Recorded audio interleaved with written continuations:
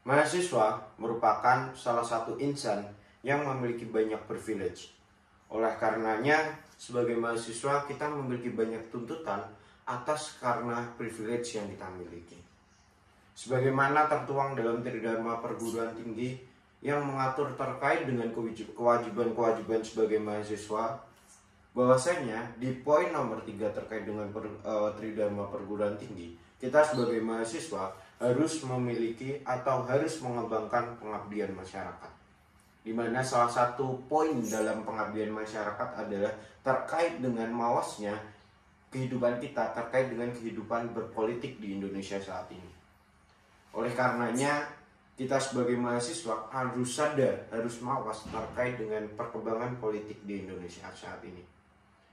Sebelum memulai, perkenalkan, nama saya Muhammad Diva Sidiki dari jurusan Teknik Industri angkatan 2021, mahasiswa semester 6. Salam cinta, salam juang, atas nama Indonesia kita berjuang. Pada hari ini kita akan membahas terkait dengan politik. Apa itu politik dan bagaimana perkembangannya di Indonesia. Sebelum dimulai, ada satu mukadimah terkait dengan presentasi yang akan saya lakukan pada hari ini. Apa itu mukadimahnya? Kemanapun kita melangkah, kemanapun kita menoleh, kita pasti akan dihadapkan dengan politik. Politik ini bersifat omnipresent, mempunyai objek beraneka ragam, gejala yang beraneka ragam. Politik secara filosofis berdasar pada suatu konteks sejarah dan sosial yang khas. Apa makna dari omnipresent tersebut? Bahwasanya makna dari omnipresent tersebut di mana kita akan berlangkah, di situ pula kita ada politik. Politik bersifat secara logis, secara realistis, di mana kita akan ditempatkan, di situ tetap ada politik. Politik secara luas dapat kita artikan sebagai banyak hal. Next, pemahaman dasar terkait dengan politik. Apa itu ilmu politik dan bagaimana fokus pada kekuasaan dan pengaruh kekuasaan terhadap politik itu sendiri. Ilmu politik adalah studi tentang proses-proses politik, pemerintahan, dan interaksi politik dalam masyarakat. Salah satu pemuka terkait dengan konsep politik di dunia ini adalah yaitu Ruskin Court dan Mederois. Ilmu politik adalah studi tentang bagaimana keputusan-keputusan itu dibuat dan implementasi kebijakan dilakukan di dalam negara atau antar negara, serta bagaimana konflik dan kerjasama di dalam masyarakat politik itu terjadi. Nah, selanjutnya terkait dengan fokus pada kekuasaan dan pengaruh, di mana ketika kita memasuki ilmu politik atau kita politik, pasti kita tidak akan berjauhan dengan apa yang namanya dengan kekuasaan atau yang saat ini terjadi di Indonesia belakangan ini. Kekuasaan adalah konsep sosial dalam ilmu politik, di mana konsep ini merujuk pada kemampuan individu atau kelompok atau pemerintah untuk memengaruhi kebijakan dan segala macamnya. Salah satu orang yang berkompeten di dalamnya dan menjadi pion atau pandangan ketika mengambil ilmu-ilmu politik adalah Max Weber. Max Weber mengatakan bahwa kekuasaan adalah peluang untuk memaksa individu atau kelompok lain untuk bertindak sesuai dengan keinginan pemegang kekuasaan. Sedikit pemahaman dasar terkait dengan ilmu politik dan fokusannya pada kekuasaan dan pengaruhnya terhadap kekuasaan tersebut. Selanjutnya kita akan membahas terkait politik dari masa ke masa. Bagaimana politik itu dapat berjalan dan bagaimana perkembangannya dalam lingkup dunia agar kita sedikit mengetahui terkait dengan konsep politik dari masa ke masa. Di sini saya akan menjelaskan terkait dengan dua konsep pada perkembangan politik dari masa ke masa. Saya bagi menjadi dua dan ini mungkin merupakan bentuk konsep pembagian dari buku yang saya baca juga. Ada dua politik perkembangan dari masa ke masa. Yang pertama ada Yunani kuno, yang kedua ada era modern, di mana Yunani kuno sekitar 499 sebelum Masehi, dan era modern 1600 sampai 1700 Masehi. Nah, kedua konsep ini memiliki keterikatan atas perkembangannya. Jadi ketika Yunani kuno ini berjalan dan di era modern ini juga berjalan, maka era modern tidak akan serta-merta melupakan di teori di Yunani kuno. Poin pertama, bahwa di Yunani kuno ini memiliki landasan bahwa dia berlandaskan teori keadilan atau Dike, yang dikenal dengan nama Dike. Di era modern juga tetap menggunakan argumen keadilan, namun dengan konsep yang berbeda. Selanjutnya, terkait dengan Yunani kuno, ini dirumuskan dalam jargon keadilan berdasarkan kodrat atau pusis, bukan hak. Di era modern, terkait dengan keadilan, konsep keadilannya itu adanya konsepsi subjek atau diri yang individual atau private property.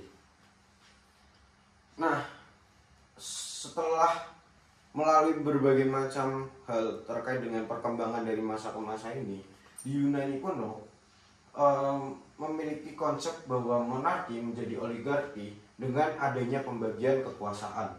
Dan pembagian kekuasaan yang lebih besar mengakibatkan ketidakstabilan yang akhirnya melahirkan demokrasi dan akhirnya memunculkan tirani. Pada konsep era modern, Thomas Hobbes mengumpamakan negara sebagai suatu raksasa yang dibentuk oleh kumpulan dari kekuasaan yang dimiliki oleh masing-masing individu. Selanjutnya, adanya konsep mengenai hak atas kepemilikan pribadi akhirnya melahirkan kapitalisme, ditandai dengan adanya revolusi industri pada abad ke-19. Dari pemahaman mengenai apa yang disebut warga tidak lebih dari seorang pekerja, memunculkan paham yaitu pemikiran sosialis.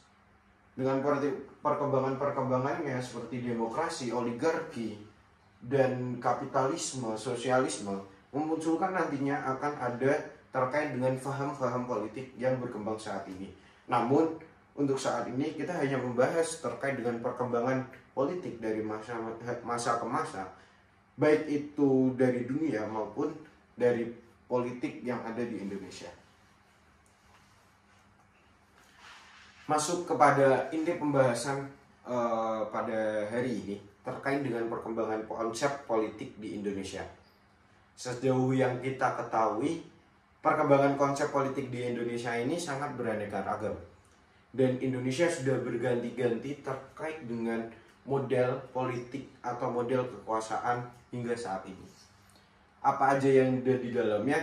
Mari kita akan bahas. Konsep yang pertama ini terjadi ketika Indonesia belum merdeka, dan masa ini disebut dengan masa pra-kemerdekaan, di mana politik Indonesia pada saat itu dimulai dengan adanya koloni Belanda. Pada periode ini, konsep politik Indonesia didominasi oleh gerakan nasionalis yang berjuang untuk kemerdekaan. Salah satu pemikir penting adalah Bapak Presiden dan Wakil Presiden kita, yaitu Soekarno dan Bung Hatta. Selanjutnya, politik etis lahir akibat tekanan menguatnya gerakan politik kiri yang dikeluari oleh SI. Nah, berdirinya ISDV yang selanjutnya menjadi PKI, IVI, dan lain-lain membuat represi pemerintah kolonial pada tahun 1926 membuat berdirinya beberapa kelompok studi sebagai alternatif gerakan pelajar. Risalah-risalah politik seperti Indonesia Raya, Soekarno, dan Budi Utomo memperjuangkan persatuan dan nasionalisme yang dibuktikan pada perkembangan politik pada masa pra-kemerdekaan. Nah, selanjutnya setelah melalui proses atau politik pada masa pra-kemerdekaan, ini Indonesia masuk ke dalam fase kemerdekaan demokrasi terpimpin. Ada 3 tahapan ketika memasuki kemerdekaan demokrasi terpimpin. terpimpin. Yang pertama ada awal kemerdekaan, yang kedua ada demokrasi terpimpin, yang kedua ada demokrasi parlementer, dan yang ketiga ada demokrasi terpimpin. Yang pada hakikatnya ketiga ini memiliki tahun keberjalanannya masing-masing. Dimulai dari awal kemerdekaan, dimulai pada tahun 1945 sampai 1949, dengan konsep politik di Indonesia dalam era ini sangat dipengaruhi oleh ideologi nasionalisme yang termanifestasikan dalam bentuk Pancasila. Sehingga pada hakikatnya pada awal kemerdekaan ini Indonesia memiliki ideologi yaitu nasionalisme yang tertuang atau terbentuk dalam susunan Pancasila. Selanjutnya ada demokrasi parlementer, di mana demokrasi parlementer ini berjalan dari tahun 1950 sampai 1959. Kabinet disusun menurut pertimbangan dan kekuatan kepartaian dalam parlemen. Presiden hanya merupakan lambang kesatuan saja. Dalam sistem ini parlemen yang sangat berkuasa, hingga artinya parlemen memiliki poin atau parlemen memiliki kekuasaan lebih tinggi daripada presiden. Dan yang terakhir, pada fase kemerdekaan demokrasi terpimpin ini adalah demokrasi terpimpin, di mana sistem demokrasi yang seluruh keputusan serta pemikiran berpusat pada pemimpinan negara. Nah, oleh karena itu muncullah gejolak-gejolak dari gerakan-gerakan pelajar seperti yang kita tahu.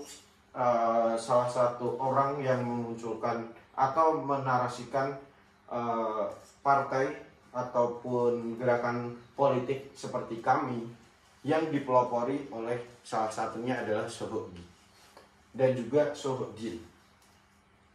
Next, pada masa Orde Baru ini banyak beberapa poin penting Indonesia mengalami perubahan.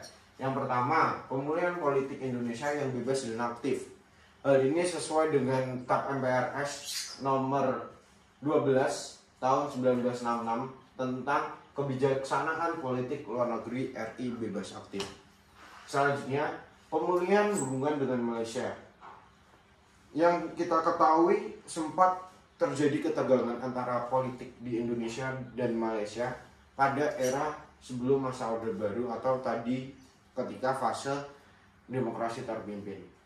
Nah, oleh karena itu pada masa Orde Baru ini terjadi pemulihan hubungan Indonesia dan Malaysia dimulai dengan diadakannya perundingan Bangkok pada 29 Mei sampai 1 Juni 1966 yang menghasilkan suatu perjanjian yang kita ketahui dengan perjanjian Bangkok. Selanjutnya, Indonesia mengalami atau menjadi anggota PBB. Seperti yang kita ketahui, kita sempat keluar dari anggota PBB dan kemudian menjadi anggota PBB lagi. Keputusan untuk kembali menjadi anggota PBB dikarenakan pemerintah menyadari banyak manfaat yang diperoleh Indonesia selama menjadi anggota.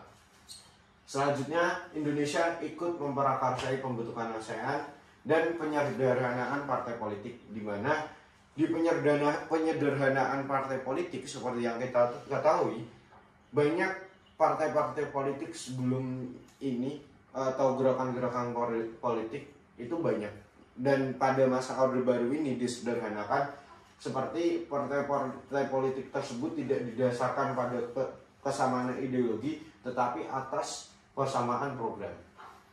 Selanjutnya ada dwi fungsi ABRI, di mana dwi fungsi ABRI ini adalah maksudnya adalah bahwa ABRI memiliki dua fungsi, yaitu fungsi sebagai pusat kekuatan militer yang melindungi segenap bangsa Indonesia dan fungsi sebagai kekuatan sosial yang secara aktif melaksanakan kegiatan-kegiatan pembangunan nasional. Nah, fase atau masa terakhir pada perkembangan politik di Indonesia ini adalah fase reformasi yang berjalan sampai sekarang. Mungkin sedikit apa yang bisa saya sampaikan. Apabila banyak kesalahan dalam pengucapan kata, saya mohon maaf.